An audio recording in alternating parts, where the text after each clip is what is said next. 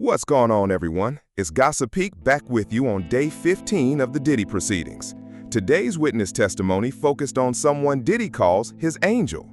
Looks like Diddy's got an angel watching over him, and based on what we heard today, he's definitely gonna need one. This angel is a man named Eddie Garcia.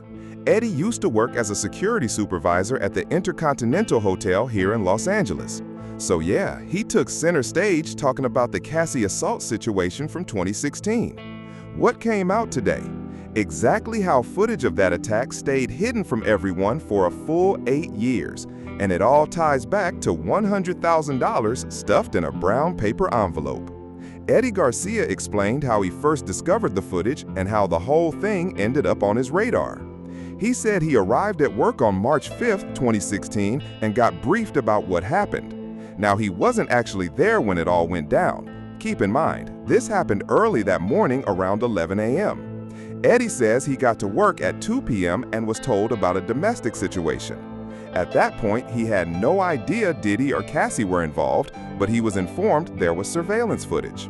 About 90 minutes into his shift, Eddie gets a call from a woman named courtroom. She told him she worked as Diddy's assistant. Actually, witnesses described her more like his right-hand person, the one who handles everything. Christina asked Eddie if he knew details about the incident and said it was extremely crucial that Diddy get the footage. She said Diddy had been intoxicated and couldn't remember what happened. So the message was clear. Diddy wanted to see the footage to understand what went down. Eddie says Christina seemed to want to soften the situation, basically telling him, "Don't think of Diddy as a monster, he was just drunk and confused."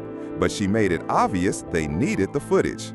Eddie told her straight up, "You're going to have to reach out to hotel management or get a subpoena." He repeated that several times, but Christina kept pressing, insisting there had to be a way to get that footage. Later that night, Eddie gets another call from a New York area code number. Christina is on the line again, but this time she puts Diddy on. Now this is where things get serious. Diddy himself calls Eddie, and he's like a mentor, motivating him. "Come on, I know you can handle this. I know you can get the footage for me." He tells Eddie, "You seem like a good person. I can tell you want to help. Come on, man, you got this."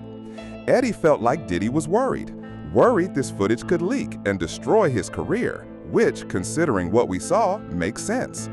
Eddie says he told Diddy, "I'm gonna have to talk to my manager." Diddy replies, "If you handle this, I can look after you." Eddie took that to mean money. He goes to his supervisor, Bill Madano, the head of security, and says, "Diddy and his team want this footage. They want a copy, and then they want us to erase it." Bill says, "All right, we can do that for $50,000. Eddie relays this to Christina. Diddy gets on the line, excited. "50,000? We can handle that." Eddie says Diddy responded, "Eddie, my angel, I knew you could help me. I knew you could handle it." Eddie testified that Diddy sounded pleased, even excited, and wanted to know how fast they could get the footage. So Eddie talks to Bill again, who gives him a flash drive with the footage. When Eddie goes to deliver it, he describes the scene like something out of a crime movie, a back room and a high-rise. There's a contract for him to sign, an NDA, promising this is the only copy of the footage, with a $1 million penalty if he breaks it. Keep in mind, Eddie was just 24 and making $10.50 an hour. A $1 million penalty? That's intimidating.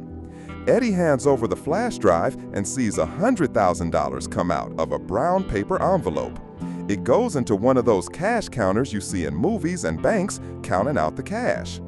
Eddie assumed the agreed $50,000 would go to Bill Madano, and the rest was split among him and other security officers. He admits he kept $30,000, bought a car with it, and gave $20,000 to another security officer on duty. Remember the security guard who broke up the fight in the footage? His name was Flores. He didn't get any cash. Eddie described Flores as a straight shooter who wouldn't take bribes. Flores has since become an LAPD officer. So Flores didn't get any of that money. The other 3 guys split the $100,000 and Diddy got the flash drive. Here's the big question that still hasn't been answered. How did the footage get out? We saw the government had it at trial, but if the flash drive was the only copy, How did the government get it? CNN showed footage recorded off a monitor, but the government had the original hard drive footage. That means someone else had a copy. We don't know yet who leaked it, but I hope this comes out in future testimony. Now, who won today? The defense might say, okay, yeah, we paid cash, but paying regular people, not cops or government officials, signing NDAs, that's not a crime.